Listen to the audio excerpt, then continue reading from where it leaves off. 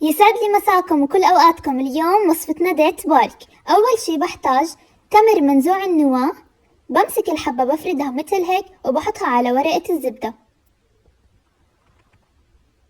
وبعمل كل حبات التمر بهذا الشكل.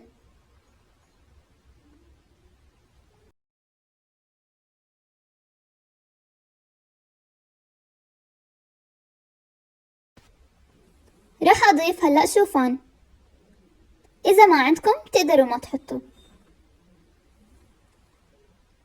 بهاي الطريقة راح أحطه. هلأ راح أبلش أحط اللوز اللي بقشره. في حال ما عندكم أي نوع من المكسرات يلي راح أحطه بالوصفة، تقدروا إنه تتخلوا عنه وما تحطوا جوز،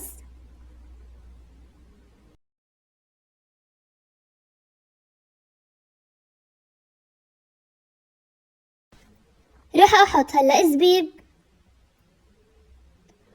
وفستق حلبي، وراح يكون الشكل عنا مثل هيك.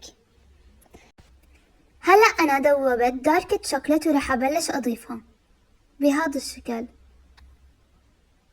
حتى أغطي كل الجوانب تاعون التمر.